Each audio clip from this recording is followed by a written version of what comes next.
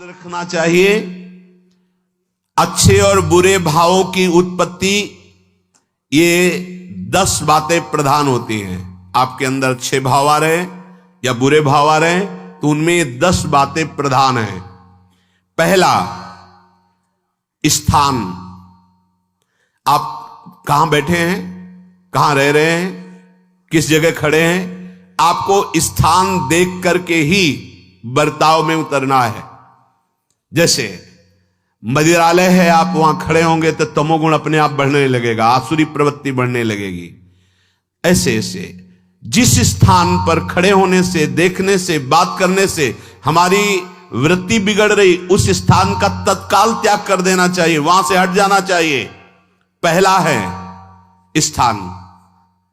जैसे सत्संग, यमुना जी का एकांतिक पावन तट, किसी लता के नीचे, किसी संत भगवान के सानिध्य में, अब हमारा ये स्थान भजन वृत्ति बढ़ाएगा। उस व्यक्ति का घर जिसके पास जाने से वासनाएं बढ़ रही, उस स्थान में जहां दृश्य देखने से हमारे अंदर गंदी बातें आ रही, पहला है स्थान।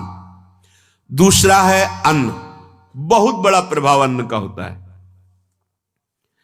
अगर अधर्म के द्वारा कमाया हुआ अन्न है तो बुद्धि अधर्म में ही लगेगी। यदि भोजन पकाते समय, रसोई रांधते समय आप विकारात्मक चिंतन कर रहे हैं तो कोई भी प्रसाद पाए उसके अंदर विकार जागृत हो जाएगा।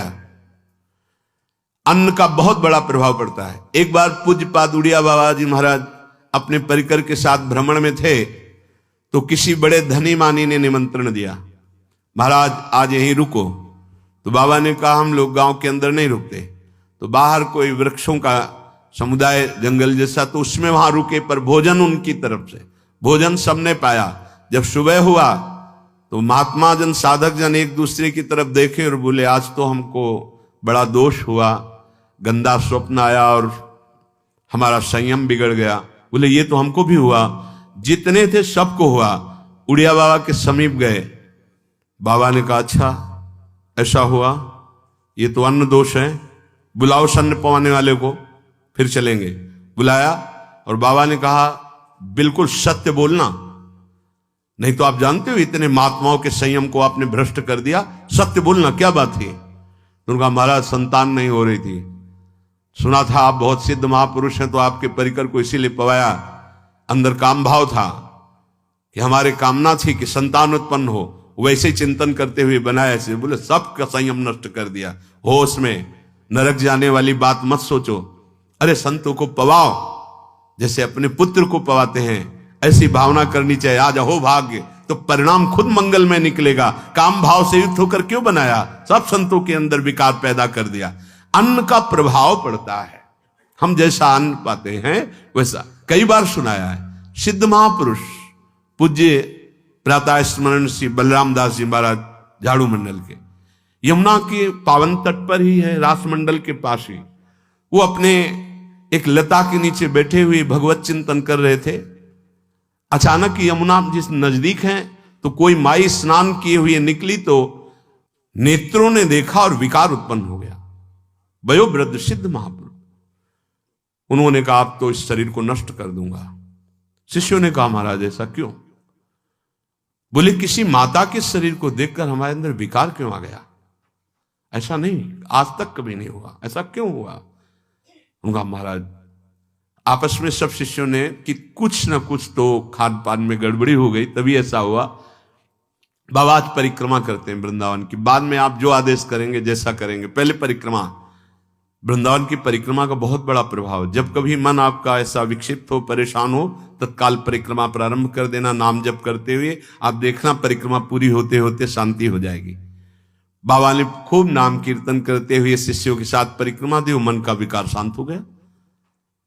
उनका ऐसा कैसे हो सकता है कि हमारे अंदर विकार आ गया? ये बड़ी सूक्ष्मता का विषय है। कल प्रसाद कहां से आया था? तो उस समय लाडले गोविंद देव जी महाराज यहीं विराजमान थे वृंदावन में। बोले तो ठाकुर गोविंद देव जी का प्रसाद आया था।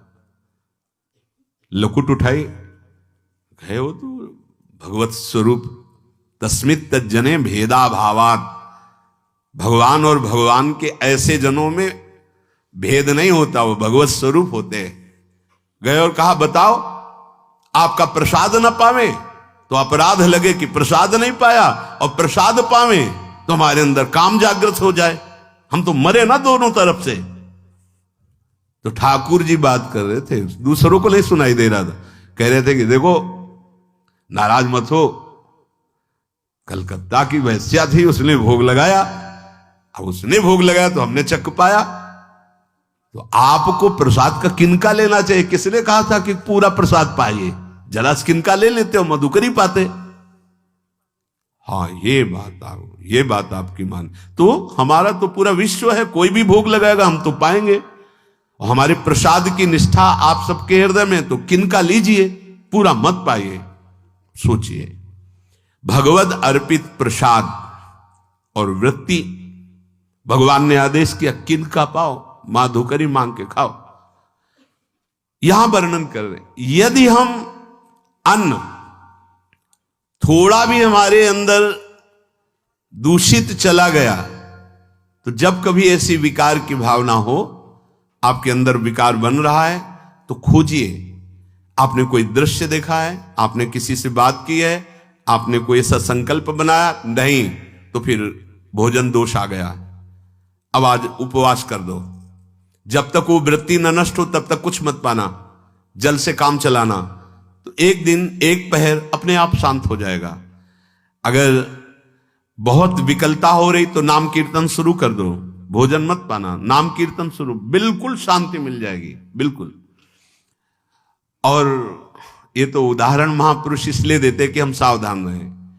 हमारे अच्छे भाव या बुरे भाव में ये 10 बातें बहुत प्रभाव डालती। पहला स्थान, दूसरा अन्न, और तीसरा जल।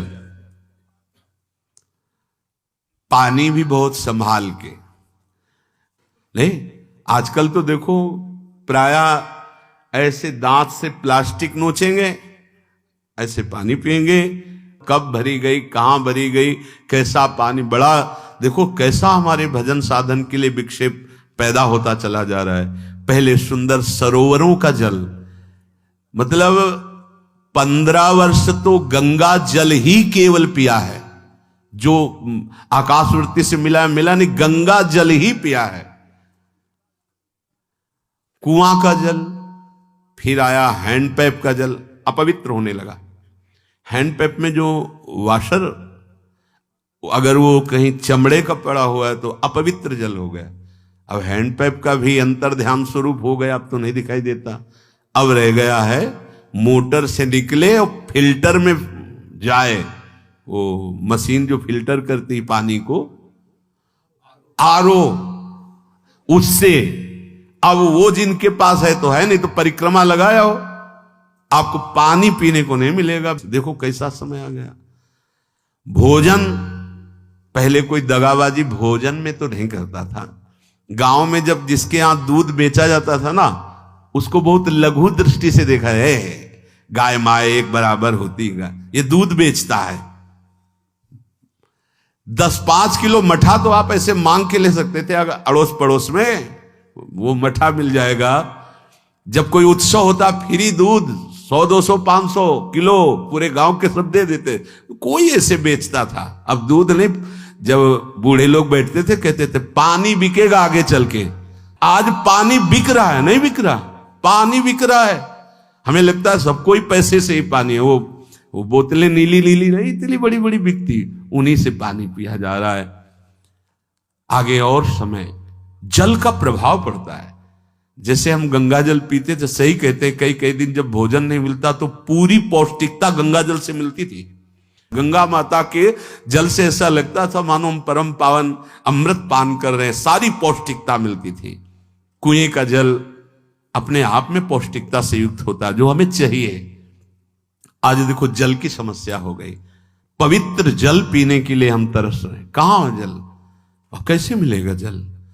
या तो आप पैसे वाले हो तो आप खरीद करके पीजिए, नहीं तो अब वो जल नहीं रह गया कि कुएं से निकाला पी लिया या सरोवर से पी लिया, या कैसा दुर्भाग्य है।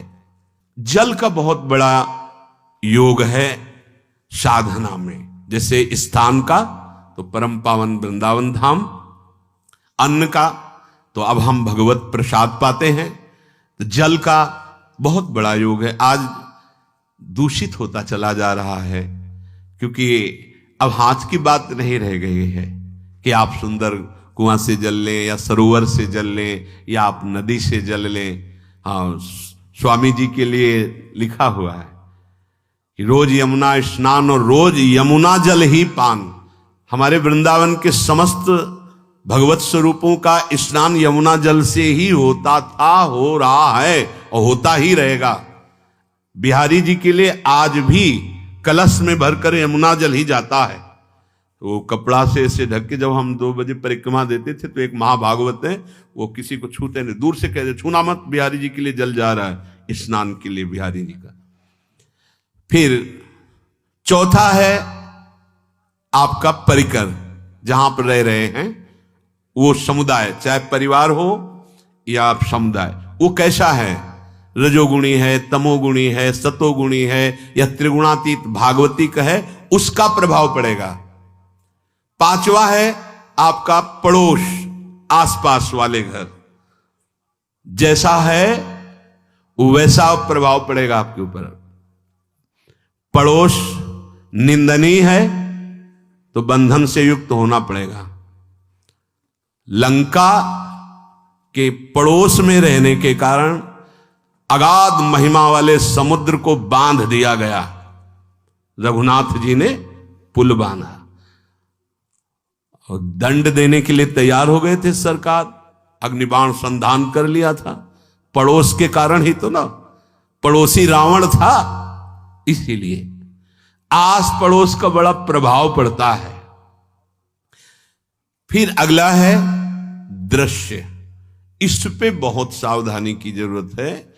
ये मोबाइल भगवान चल गए हैं, बहुत विस्तार से चल गए हैं, अब कोई छोटा मोबाइल रखना नहीं चाहता, सब वो स्क्रीन वाला रखना चाहते, टच मोबाइल।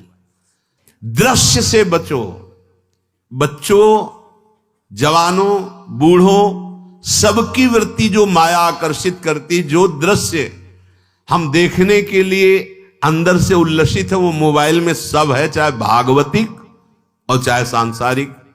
तो भाई देख लो, गुण दोष में संसार है, अगर आप दोष ग्रहण करना चाहते हो तो दोष ले लो, गुण तो गुण। बहुत बहुत खतरनाक विषय है और बहुत लाभदायक विषय है। किसी संत की वाणी एक बार समझ में नहीं आई, अगर हम 10 बार सुने तो समझ में आ जाएगी, ये लाभदायक है।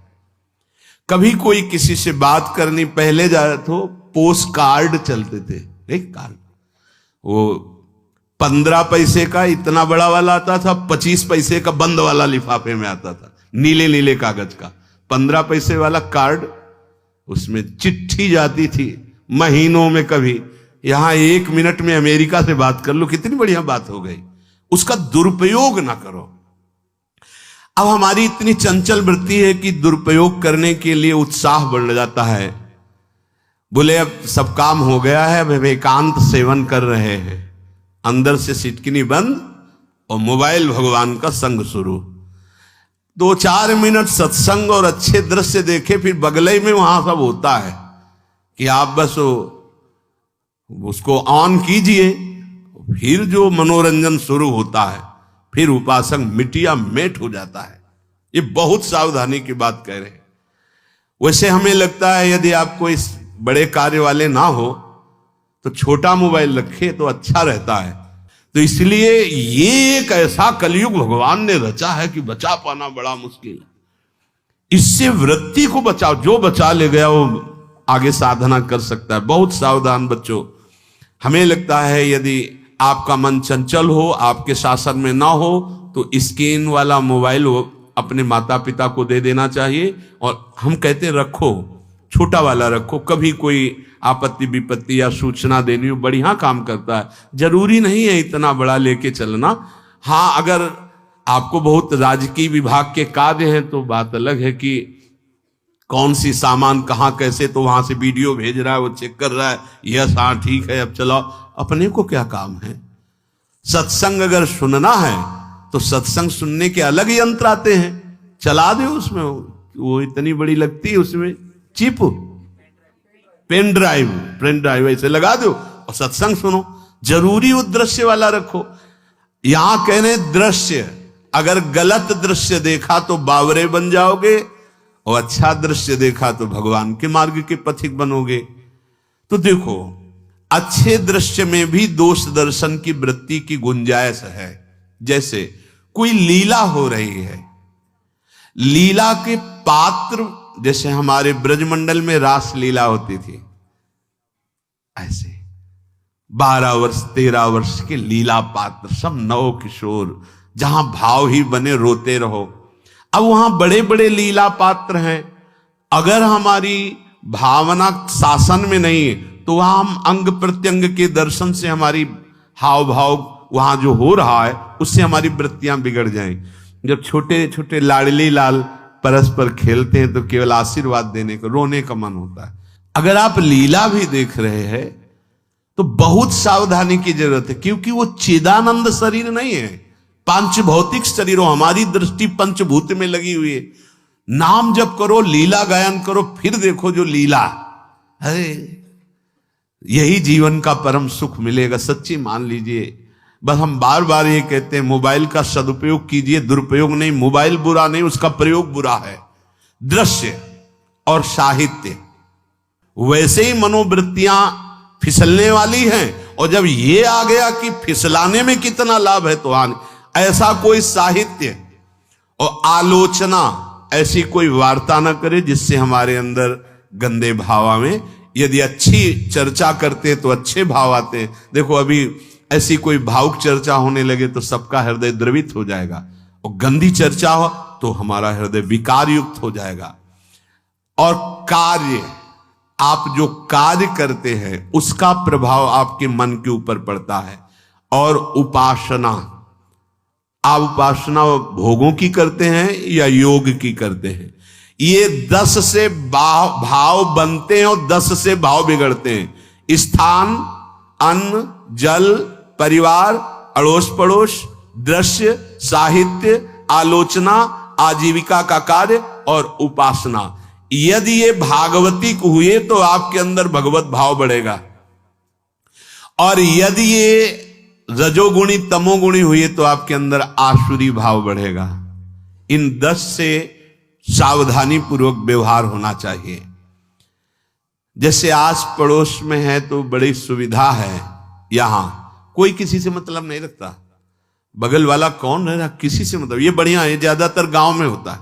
अपने यहां ये अच्छा है कि जैसे आप अपने कमरे में गए, किसी से कोई मतलब नहीं है, वैसे ऐसा ही जीवन रखना चाहिए। अड़ोस पर ये ज्यादा जो व्यवहार मित्रता बढ़ाने वाला विषय, ये धाम में नहीं है, वृंदावन में ऐसा नहीं व्यवहार रखना चाहिए। आपके पड़ोस में कौन रख रहा है आपका परिचय नहीं होना चाहिए, कौन कौन रह रहा है आपकी जानकारी नहीं होनी चाहिए। नजर नीची की, अपने कुटिया में गए, अपने ठाकुर जी से मतलब, अपने भजन से मतलब। ना पड़ोसी को कुछ देना चाहिए ना लेना चाहिए, बात समझ लेना। कि जैसे आज उत्सव है, उनको हम बुलाते हैं, वो हमारे यहाँ, ये व्यवहार यहाँ नहीं है। बनवासी हो, ठाकुर का भोग लगाया, और अगर आपको बांटना है तो बाहर निकलो, आधा किलोमीटर दूर ऐसी जगह बांटो जो तुम्हें राधे श्याम दोबारा ना बोले, फिर वो तुम्हें बुलाएगा, फिर वो बैठेगा, फिर प्रपंच की बातें होंगी, निंदा स्तुति की होंगी, फिर बड़ी संगोष्ठी होती है, पता चलता है। क्या फायदा ऐसे जीवन से? आप वनवासी हो, समय एकांत में दीजिए, अपनी कुटिया में बैठिए, नाम जप कीजिए, निकलिए, सत्संग सुनिए, ठाकुर दर्शन कीजिए, परिक्रमा कीजिए, फिर अपनी कुटिया में। ज्यादा व्यवहार में नहीं उतरना चाहिए, ये वनवास है, वृंदावनवास। सत्संग का सेवन, रजोगुण तमोगुण का त्याग, तो दुष्संग से आप बच जाएंगे। दुष्संग से बचने का मतलब है काम क्रोध मोह स्मृति भ्रंश बुद्धिनाश सर्वनाश कारणत्वात्, देवर्षि नारद जी कहते हैं। अगर दुष्संग का त्याग हो गया तो आप काम का, क्रोध का, मोह का, जो हमारी भगवत स्मृति का नाश कर देते हैं, जो हमारी बुद्धि का नाश कर देते हैं, जो हमारे सर्वनाश करने वाले हैं, इनका त्याग कर पाएंगे। कुसंग अगर हो गया तो इनका त्याग नहीं हो सकता, बहुत कठिन हो जाता है।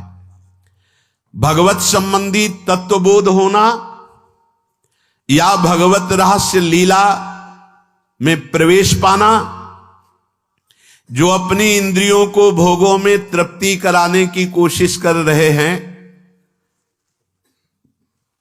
उनका चिंतन भोगों का ही होगा। तो कैसे तत्वबोध होगा, कैसे लीला में प्रवेश होगा, बस ध्यान देना है, कैसे हो पाएगा? क्योंकि जिस चित्त वृत्ति से भगवदाकार हमें वृत्ति करनी थी, वो तो हमने भोगों के चिंतन में लगा दी, भोग क्रियाओं में लगा दी। एक स्थिति होती है जब आपकी चित्त वृत्ति भगवदाकार हो गई है, तो व्यवहार में रहते हुए भी विषयान ग्रहणंत मुंचंत वा, खान पान उठना बैठना है सब बाहरी क्रियाएं हो रही हैं, अंतर से वो अपने आराध्य देव में सदैव स्थित रहता है। उसका परिचय आपको जब ऐसे महापुरुष का सानिध्य मिलेगा, तो आप विषय सेवन करते हुए भी निर्विषय रहेंगे। आपके अंदर विषयों की प्रियता नहीं रह जाएगी, आपके अंदर एक प्रबल वैराग्य ऐसी धारणा बन जाएगी, कुछ नहीं, कोई भी तुम्हें प्रभावित नहीं कर सकता। यद्यपि खान पान हर्ष आदि की सब व्यवहारिक वृत्तियां हैं, पर उस महापुरुष का प्रभाव ऐसा होगा कि आपका हृदय निर्विकार हो जाएगा। और बहुत ही त्याग की सब बातें की जा रही, लेकिन हृदय भी सही है तो संग से विषय रंग बढ़ जाएगा। ये देखा गया है। हृदय अगर निष्प्रिय है, जिसका हम संग कर रहे हैं, तो उसका परिणाम निष्प्रिय निकलेगा। व्यवहार में कुछ भी हो, निष्प्रियता ही आपकी बढ़ेगी, निर्विकारता बढ़ेगी, क्योंकि उसकी स्थिति का संग हो रहा है, उसका प्रभाव पड़ रहा है। तो सर्वनाश की जड़ है विषय चिंतन। ये बहुत बड़ी बात है। विषय चिंतन सर्वनाश की जड़ है। यहां विषय भोग नहीं कहा, क्योंकि चिंतन का परिणाम भोग है। पहले चिंतन होता है। साधक ध्यायतो विषयान पुंसः संगस्तेषु उपजायते, संगात् संजायते कामः, कामात् क्रोधो विजायते, क्रोधात् भवति सम्मोहः, सम्मोहात् स्मृति विभ्रमः, स्मृति भ्रंशात् बुद्धिनाशो, बुद्धिनाशात् प्रणश्यति सर्वनाश। कैसे हुआ? ध्यायतो विषयान पुंसः, विषयों का चिंतन। इसीलिए अनन्यश्चिन्तयन्तु माम भगवान आदेश करते हैं।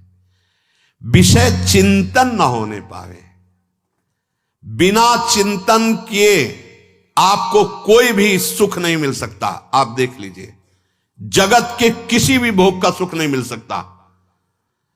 चिंतन से ही आपको सुख की अनुभूति हो रही है। अगर आप चिंतन ना करें तो आपको कोई सुख नहीं मिलता। आप चिंतन उसका घसीट लिया गया। अगर सुख होता तो भोग में मिल जाता, नहीं मिला। क्यों? कि बोले चिंतन नहीं। किसी को किसी गाढ़ विषय के चिंतन में फंसा दे, फिर उसके सामने भोजन रखे, खीर में नमक डाल दे, सब्जी में चीनी डाल दे और गाढ़ विषय में फंसा दे। तुम्हारा लड़का जो अकेला था, वो ऐसा ऐसा दुर्घटना हो गई, वो अस्पताल में, अब जल्दी से भोजन पाओ और निर्णय बताओ। वो बिल्कुल नहीं बता पाएगा कि खीर में नमक था, सब्जी में चीनी थी। उसका चिंतन वहां फंस गया। अगर ऐसे चिंतन हमारा प्रियाजू में फंस जाए तो संसार के सब क्रियाएं होते हुए भी वो परमहंस है, वो विदेह है। चिंतन, हम लोग चिंतन में चूक कर देते हैं, तो फिर क्रियाओं में हमको बंधना पड़ता है। नहीं, सच्ची मानिए, कोई भी क्रिया उसे बांध नहीं सकती। तो क्या जिनका भगवत चिंतन होता है वो असत क्रियाएं भी करते हैं क्या? तो बोले जब चिंतन ही नहीं तो असत क्रियाएं कैसे हो सकती है? पहले क्रिया के असत चिंतन होता है। आप देखना, कोई भी कार्य पहले चिंतन होता है। इसीलिए यहां कह रहे हैं ध्यायतो विषयान पुंसा संगस्तेषु उपजायते। पहले सबसे पहले विषय का चिंतन होता है। अगर विषय का चिंतन ना होने पावे तो आपको कोई फंसा ही नहीं सकता भोग, कोई भी भोग नहीं फंसा सकता। जहां विषयों का चिंतन हुआ तो संग की प्राप्ति, विषय भोग की प्रबल इच्छा, प्रबल आसक्ति, और वो जो चिंतन हुआ था वही आपको सुख दे रहा है। वही, वहां सुख नहीं है, आपके चिंतन का वहां सुख। जैसा चिंतन, अगर आपका चिंतन विक्षिप्त कर दिया जाए, एकाग्र ना होने पाओ, तो किसी में आपको सुख नहीं मिलेगा पक्का। अगर वही चिंतन सावई मना कृष्ण पदार विंदे हो तो कोई सुख है। गोपी जनों के पति भी हैं, पुत्र भी हैं, पूरे परिवार की सेवा करती हैं, और बड़े बड़े परमहंस उनकी चरण रज वंदना करते हैं। क्यों? क्योंकि उनका चिंतन भगवान का हो रहा है। एक भी वृत्ति शरीर चिंतन में नहीं, बलिहारी है। मुरारी पादार्पित चित्त वृत्ति। विषयों के चिंतन से विषयों में आसक्ति पैदा होती है। आसक्ति से विषय कामना की प्रबलता और क्रिया होती है, और क्रिया में बाधा पड़ने से क्रोध पैदा होता है। क्रोध से मूढ़ता छाती है, मूढ़ता से स्मृति भ्रमित हो जाती है, स्मृति भ्रंश से बुद्धिनाश होता है, और बुद्धिनाश ही सर्वनाश है। इसलिए चित्त का निरंतर अधिक समय तक सावधानी पूर्वक भगवन नाम में, भगवत लीला में, आप सब भगवत कृपा पात्र जन हैं, चिंतन न बिगड़ने पावे। होता क्या है कि क्रिया से तो हम सावधान हैं, समाज है, क्रिया से तो हम सावधान हैं क्योंकि समाज भी है, व्यवहार भी है सामने, लेकिन चिंतन तो कोई नहीं जान रहा ना, अंदर ही अंदर हम क्या चिंतन कर रहे हैं। तो साधक चूक कर बैठता है। देखो, बाहर चूक होगी तो उसका प्रायश्चित हो ही जाएगा, चार लोग निंदा करेंगे, पिटोगे, अपमानित होगे, प्रायश्चित। लेकिन अंदर जो हमारा गलत चिंतन हो रहा, पूरा का पूरा अंदर हृदय मलिन कर देगा। हमें उस बात का प्रायश्चित भी नहीं होगा, हमें जलन भी नहीं होगी कि हम गलत चिंतन कर रहे हैं, क्योंकि सावधान नहीं है। खास बात साधना में चिंतन संभालने की है। काम क्रोध मोह स्मृति भ्रंश बुद्धिनाश सर्वनाश कारणत्वात्। देवर्षि नारद जी कह रहे हैं चित्त का जहां अधिक चिंतन